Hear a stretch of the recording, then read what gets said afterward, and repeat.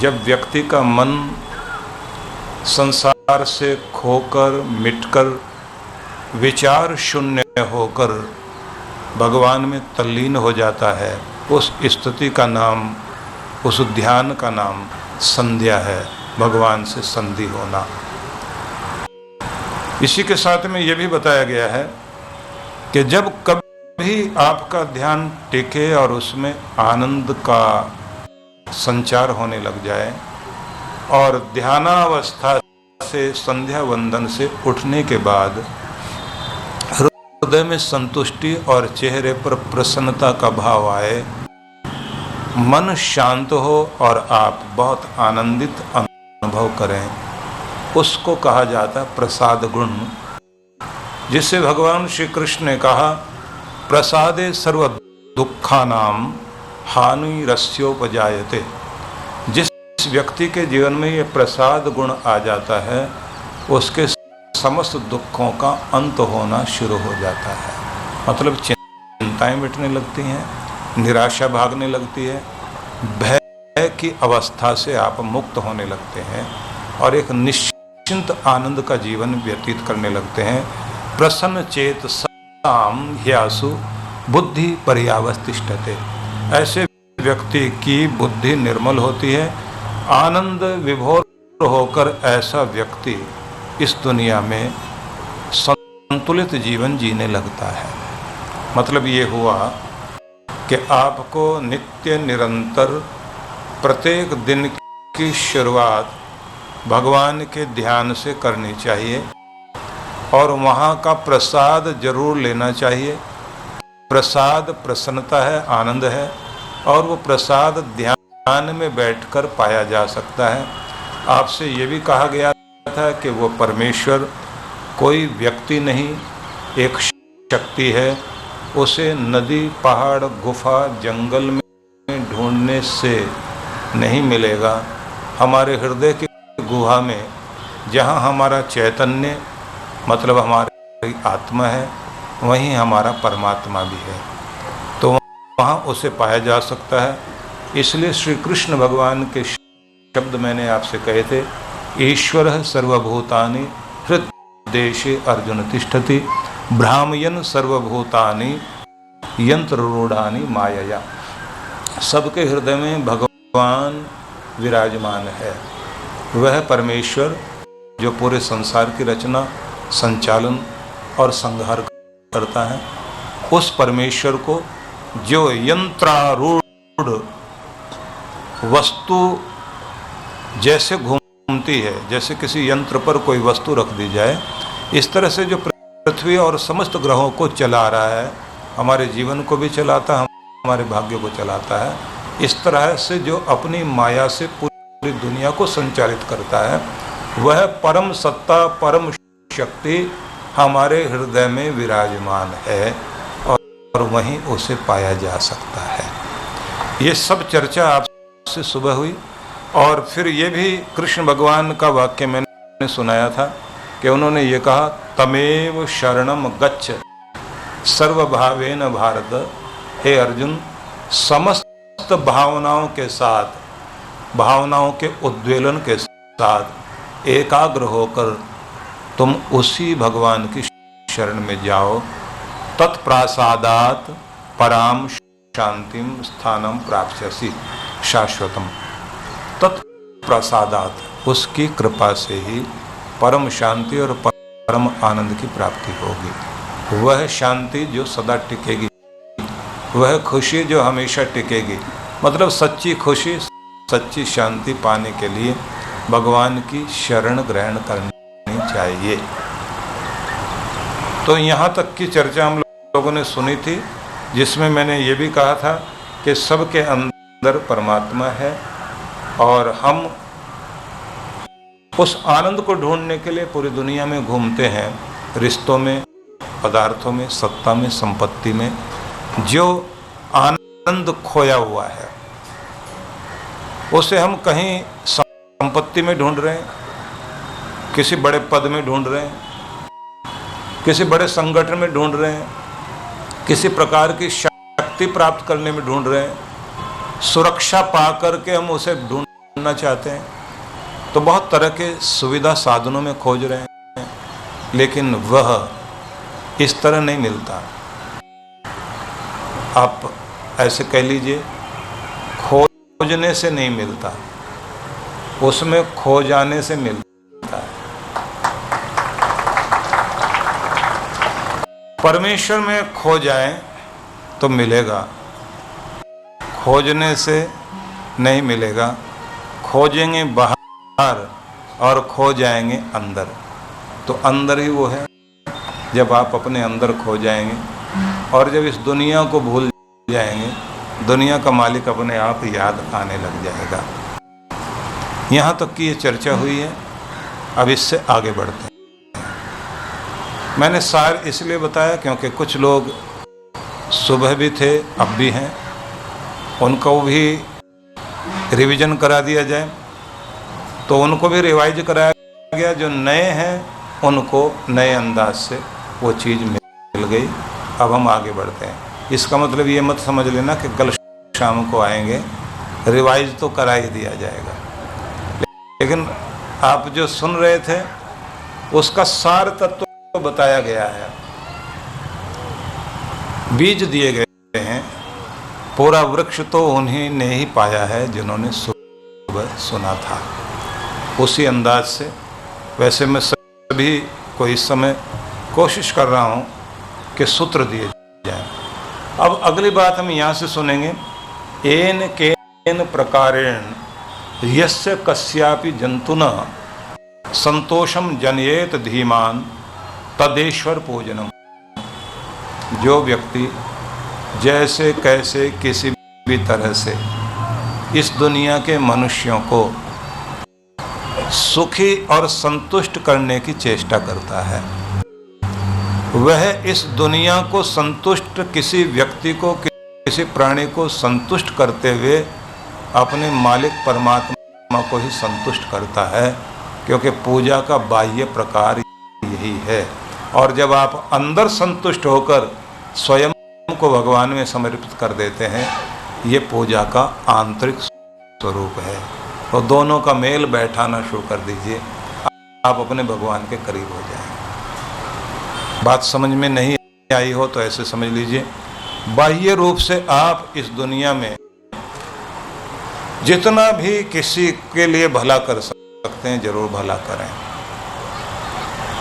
ऐसे नहीं समझ में आता तो आप ऐसे समझ लीजिए, लोग कहते हैं परोपकार करना सीखिए। सुबह मैंने आपसे कहा था परोपकार करने वाले बिरले हैं, लेकिन परोपकार को मानने वाले उससे भी कम बिरले हैं। एहसान करने वाले दुनिया में बहुत कम हैं, लेकिन एहसान को मानने वाले तो उससे भी कम है। ऐसे एहसान फरोश लोग दुनिया में हैं कि उन्हें आप समझेंगे ऐसे एहसान फरामोश कि जो अपने माँ बाप के भी एहसान को नहीं मानते, तो वो पराई दुनिया के कहाँ एहसान मानेंगे। हम बहुत जल्दी दूसरों को भुला देते हैं, दूसरे के किए को भुला देते हैं, खुद लेके भूल जाते हैं लेकिन दे के कभी नहीं भूलते। खुद गाली देकर भूल जाएंगे लेकिन किसी की गाली खाकर कभी नहीं भूलते। खुद दूसरों को तड़पा कर के भूल जाते हैं, लेकिन खुद को चोट खाई हो जिंदगी भर याद रहता है। जबकि कहा जाता है जीभ पर लगा हुआ घाव सबसे पहले भरता है, पर जीभ से लगा हुआ घाव जन्म भर तो भरता ही नहीं, जिंदगी भर याद रहता है। आप कितने घाव दूसरों को देते हैं आप भूल जाते हैं, पर आपके दिए हुए घाव ये दुनिया नहीं भूलती। इसलिए अच्छा हो कि अपने जबान पर भी नियंत्रण। व्यक्तित्व विकास की योजना जब दी गई हमारे ग्रंथों में, उसमें एक बड़ा महत्वपूर्ण बिंदु रखा गया कि आपका व्यवहार समाज से जुड़ा है। आपका व्यवहार समाज से जुड़ा है। समाज में आपकी पद प्रतिष्ठा आपके व्यवहार पर निर्भर करती है। आपका स्वर्ग भी आपके व्यवहार पर निर्भर है। आपको जो स्वर्ग मिलता है वो भी आपके व्यवहार पर निर्भर है। जब आप दुराग्रही बनकर जीते हैं, जिद्दी, गुस्सेबाज, अपनी मनवाने वाले और दूसरे की परवाह नहीं करते, तब व्यवहार नहीं होता, तब दुर्व्यवहार बनता है। दुर्व्यवहार आपको नरक की तरफ लेकर जाता है। वो नरक बहुत सारा तो इस जीवन में ही भोग लेते हैं आप, कि आपके अपने ही आपसे दूर हो जाते हैं। महात्मा गांधी बोलते थे कि आप अपनी पीठ नहीं देख सकते, वो तो दूसरा ही देखेगा। समाज जब आपकी पीठ देखता है और आपके बारे में बुरा बोलता है तो समझ लीजिए ये आपका भविष्य बन रहा है। जब आप अपने पीठ को अच्छा बना लेते हैं तो समझ लीजिए आपका स्वर्ग बन रहा है। जब दुनिया पीठ पीछे आपके लिए कुछ अच्छा कहती है तो समझ लेना चाहिए कि आपने समाज में अपना एक व्यक्तित्व बनाया है। दूसरों से तारीफ पाने के लिए नहीं, उस मालिक का सच्चा बंदा बनने के लिए आपको ऐसा करना चाहिए। दूसरे तारीफ करें ना करें, इसलिए ये शब्द याद रख लीजिए कि किसी भी तरह से कैसे भी हो सके परोपकार की आदत बन जाए। और परोपकार की परिभाषा याद रख लेना जो मैं कह रहा हूं। ये परिभाषा याद रख लेना, दूसरों की जिंदगी को आसान बनाने में सहयोगी बन जाना परोपकार है। समझ में आई बात? दूसरों की जिंदगी आसान बनाने में सहयोगी बन जाना परोपकार है। दूसरों की जिंदगी को मुश्किल में डाल देना, कठिनाई में डाल देना, दुख में, पीड़ा में डाल देना, ये अपकार है। इसलिए परोपकार कीजिए, अपकार नहीं कीजिए, दुर्व्यवहार नहीं कीजिए। इससे आपका स्वर्ग बनता है। और जब ये व्यवहार आप सीख जाते हैं तब आप भगवान के लाडले बनते हैं। ये भी एक पूजा है। इस पूजा को सीखें।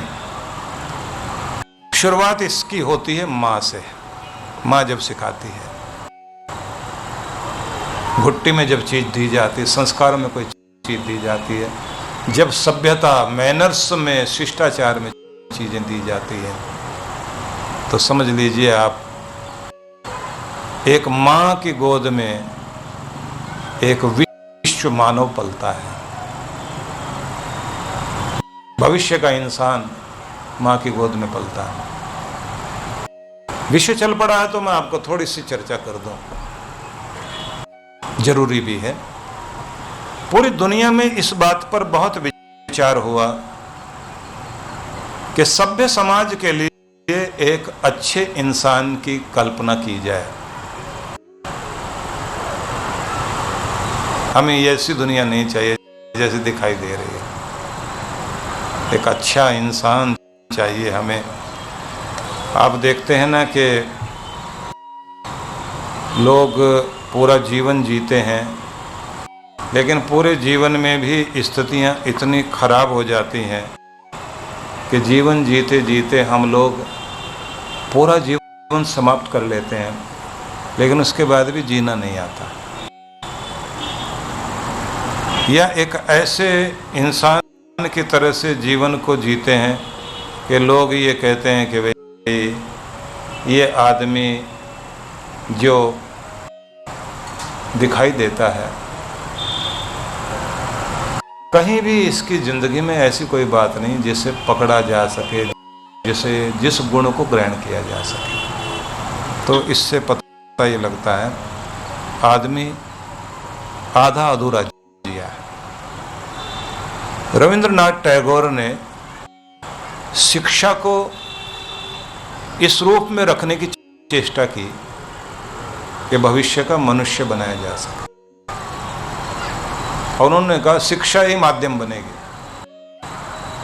इमर्सन ने इस बात को कहा, और जो मॉन्टेसरी पद्धति शुरू हुई थी उसमें भी ये बात ध्यान में रखी गई, भविष्य का मनुष्य कैसा बनना चाहिए,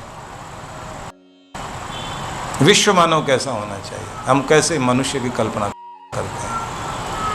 आइंस्टाइन से जब पूछा गया, इतने बड़े साइंटिस्ट थे, कि आपके प्रयास से अब तक जो काम हुआ है, बोले ऑब्जेक्ट पर हुआ, अब सब्जेक्ट पर काम किया जाएगा।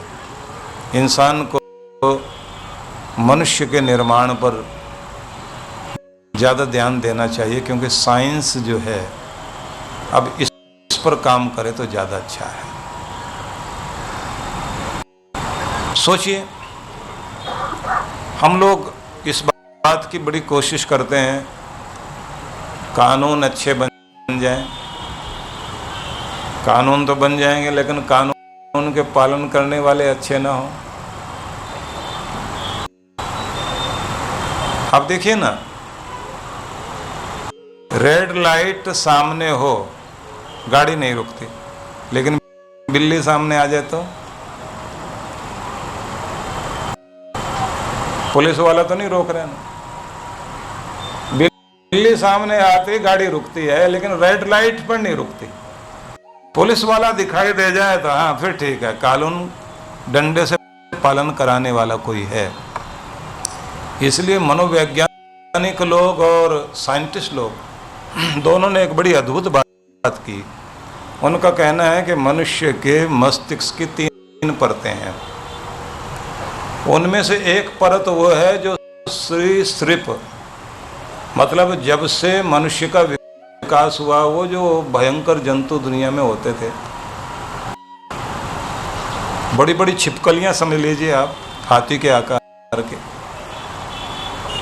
जहां से रेंगते रेंगते इंसान एक दूसरे जंतु को खाता हुआ जी रहा था, अन्याय करता हुआ, कि वो वाला मस्तिष्क की परत हमारी शुरुआत वाली परत है, जो आपके मस्तिष्क में मौजूद है।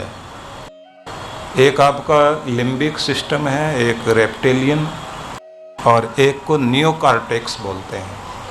तो इसको जो ये रेप्टिलियन परत है, जब मनुष्य इस परत के जागृत होने की अवस्था में आता है तो कहते हैं उसका जानवर जागता है। मैं थोड़ी अलग तरह की चर्चा करने लग गया आपसे, ये जरूरी, उसके बाद आपको उधर ले जाऊंगा, जो भक्ति वाली परत है ना उस तरफ लेके जाऊंगा, लेकिन ये भी बात करनी बहुत जरूरी है।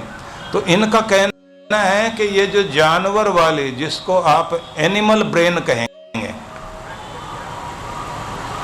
अगर आप इसके संपर्क में आ गए या कोई आपको इसके संपर्क में ला दे तो आपका जानवर जाग जाएगा।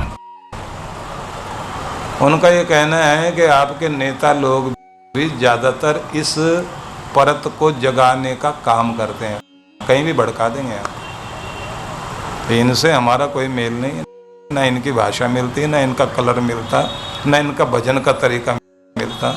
ये अलग, हम अलग, हम श्रेष्ठ, वो तो श्रेष्ठ नहीं। कुछ भी कहकर जगा दे आपके अंदर का वो जानवर, तो आदमी उसी कबीलों वाली संस्कृति में पहुंच जाएगा, पत्थर हाथ में। फिर परोपकार की सारी परिभाषा गई। अब इसके बाद में भारतीय परंपरा में विचार किया गया कि क्या करना चाहिए। तो इन्होंने कहा कि आपके 2 ब्रेन है, एक लेफ्ट ब्रेन, एक राइट ब्रेन। आपका जो लेफ्ट ब्रेन है ये ज्यादातर जागरूक करने के लिए सारे शिक्षा सदन काम कर रहे हैं, कॉलेज भी। तर्क वितर्क वाली बात तो ज्यादा है, गुस्सा भी जल्दी आ रहा है, लेकिन आदमी का जो भावनात्मक मस्तिष्क है उसे जगाने का काम नहीं हो रहा। तो पूछा गया फिर क्या करना चाहिए। बोले फिर उसका तरीका यही है जो शुरुआत हिंदुस्तान ने की, कि जब सुबह आप जागें तो आप अपने राइट ब्रेन को जागृत करते हुए, भावनात्मक मस्तिष्क को जागृत करते हुए, भावनात्मक रूप से भगवान से जुड़ना शुरू कर दीजिए। जब आप उससे जुड़ जाते हैं उसके बाद फिर दुनिया से जुड़ना शुरू करो, तो दोनों में संतुलन रहेगा। जहां तर्क की जरूरत है वहां तर्क करोगे, लेकिन तकरार नहीं करोगे, और जहां दया की जरूरत है वहां दया करोगे। जहां दुष्टता का दलन करने की जरूरत पड़ेगी तो आप शक्ति वाले बन जाएंगे, और जहां लगेगा कि दूसरों के आंसू भी मेरे ही आंसू हैं, वहां आप करुणा करने लग जाओगे। इसलिए हिंदुस्तान का अध्यात्म इस दुनिया के मनुष्य को श्रेष्ठ बना सकता है। बस यही विधि है और कोई विधि नहीं। तो इसका मतलब ये हुआ कि आपको हर दिन सुबह सुबह अपने आप को भगवान से जोड़ना। और एक बात और कि आपकी सुबह तो शुरुआत हो गई, लेकिन जितना समय आप सुबह से लेकर शाम तक बिताया, तो रात्रि का भी तो उतना ही समय होता। 12 घंटे सूरज से अलग होते हैं आप, और 12 घंटे सूरज से जुड़ते हैं। ये अलग कर लीजिए आप। कभी कभी आप 12-14 घंटे में होते हैं और 10 घंटे रात्रि के होते हैं। हिसाब अलग अलग हो सकता है, लेकिन बात उतनी ही है कि आपको शाम के समय भी समर्पण करके भगवान से जुड़कर सोना चाहिए। बस ये 2 चीजें आप कर लें, आपकी जिंदगी में बहुत बड़ा परिवर्तन आएगा। तो उनका ये भी कहना है, भारतीय ग्रंथों का, जो आप पूरा सार बता रहा हूं आपको, कि एक रूप तो हुआ ये, अब दूसरा रूप और, अब इसे भी समझना। आपके अंदर विचार जागते हैं, अच्छे बुरे विचार जागते हैं भावनाओं से। भावना क्रोध की है, भय की है, कोई तरह का डर आपके अंदर जाग रहा है, या प्रेम की भावना जागे। अब ये भावनाएं कैसे जागती हैं?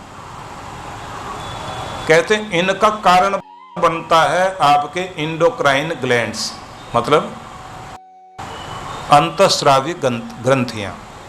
जैसे गले में 2, थायराइड, पैराथायराइड, आपके सीने के बीच में थाइमस, जो 10 साल की उम्र के बाद में धीरे धीरे सूख जाती है, लेकिन शुरुआत में उसकी बहुत जरूरत पड़ती है।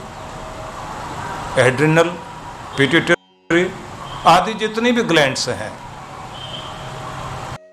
इनसे जो रस शरीर में जाता है, इंजेक्शन बाद में काम करता है, ये उससे पहले बिजली के करंट की तरह काम करती हैं। और इतने भयंकर ढंग से इनका प्रभाव पड़ता है कि कब आप जानवर बन जाएं और कब आप देवता बन जाएं। इसलिए ये अद्भुत बात है कि इंसान को देवता बनने में भी देर नहीं लगती, दानी बनने में देर नहीं लगती, चोर बनने में भी देर नहीं लगती। अभी करोड़ों का दान कर देगा और हो सकता 5 मिनट के बाद सुई चुरा ले। ये इतना परिवर्तन क्यों? क्यों? हमारे बस में तो है नहीं, सोचते बाद में हो, पहले जाता है। कितने भी संकल्प किया कि गुस्सा नहीं करेंगे, गुस्सा करने के बाद में समझ में आता मैंने तो कसम भी खाई हुई थी।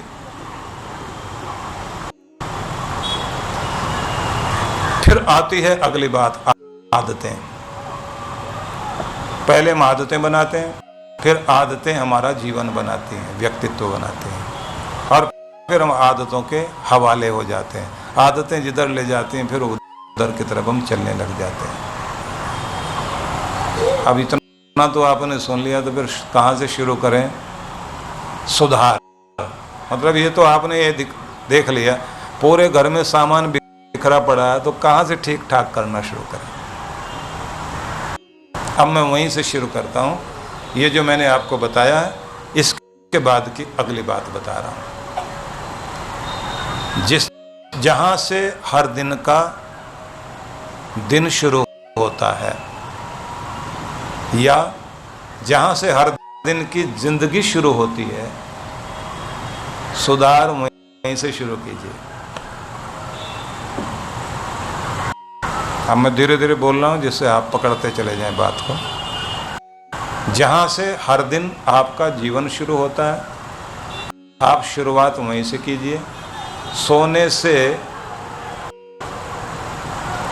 हर दिन का समापन होता है, और जागने से हर दिन की, हर जिंदगी की शुरुआत होती है। तो आप अपने जागने से अपने अंदर परिवर्तन लाना शुरू करें। मतलब जागे तो परमात्मा में जागो। जो सोवे सो सुन्न में, जागे तो हरिनाम परमात्मा के नाम में जागना सीख जाए, और शून्य अवस्था में सोना सीख जाए। मस्तिष्क को खाली करके सोना सीख जाओ। तो जागें तो हरि नाम, परमात्मा में जागना सीखिए, मतलब भगवान के नाम से शुरुआत कीजिए, धन्यवाद देते हुए। उस सब के लिए, सब कृपाओं के लिए, सब वरदानों के लिए, मेरी झोली में जो भी कुछ है और जो भी मुझे इस दुनिया में प्राप्त हुआ, वो तेरी दया, तेरी कृपा से मैंने सब कुछ पाया। उस सब के लिए धन्यवाद देता हूँ। आज के दिन के लिए, आज के जीवन के लिए, आज के अवसर के लिए, अन्न जन के लिए, अन्न जल के साथ साथ ये जो हृदय धड़क रहा है, ये जो प्राण चल रहे हैं, इस सब के लिए, ये जो आंखें देख रही हैं, ये जो अवसर प्राप्त हुआ, उस सब के लिए भगवान तुझे धन्यवाद देता हूँ।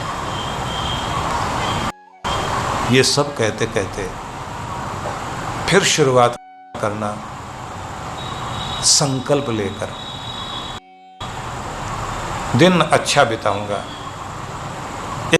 एक एक दिन एक नई जिंदगी है, एक नया जीवन है, एक शाम जीवन का समापन है। एक दिन व्यतीत करना ढंग से मानो एक पूरी जिंदगी जी लेना है। एक एक जिंदगी, एक एक दिन की पूरी पूरी जिए। और जब आप पूरी पूरी जिंदगी जीना शुरू करते हैं तो ये बात ध्यान रखिए कि उस स्थिति में एक एक पल से एक एक दिन बनता है, एक एक दिन से सप्ताह, सप्ताह से महीने, महीनों से वर्ष, वर्ष से पूरा जीवन। तो आपको, जिस आदमी को अपने एक पैसे की कद्र करनी आ गई, वो करोड़ों की भी कर लेगा। और जो एक पैसे की भी कद्र करना नहीं जानता, वो करोड़ों की भी कद्र नहीं करेगा। जो एक क्षण की कद्र करेगा, वो जिंदगी भर की कद्र कर सकेगा। इसलिए एक एक पल को संभालना होता है।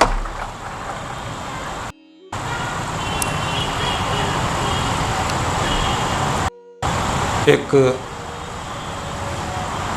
यूनान के फिलोसफर हुए, ग्रीक फिलॉसफी में एक व्यक्ति का वर्णन आता है कि उसके पास कोई एक व्यक्ति गया, युवक।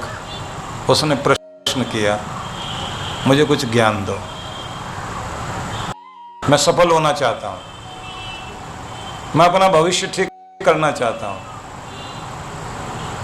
उस फिलोसफर ने, उस ज्ञानी ने उससे प्रश्न किया कि तुम्हारे जीवन में सबसे महत्वपूर्ण दिन कौन सा है? जन्मदिन, परीक्षा की सफलता वाला दिन, शादी का दिन, या कोई और दिन? युवक सोचता ही रहा, सोचता रहा, सोचता रहा। तो महात्मा ने बोला, तुम्हारा भविष्य 0 है, 0 है। पूछा क्यों?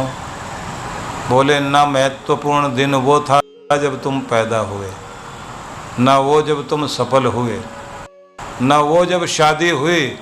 महत्वपूर्ण दिन तो वो है जो हाथ में है। जिसने आज को समझ लिया उसका भविष्य निश्चित है, और जिसने आज को नहीं समझा उसका कोई भविष्य नहीं है।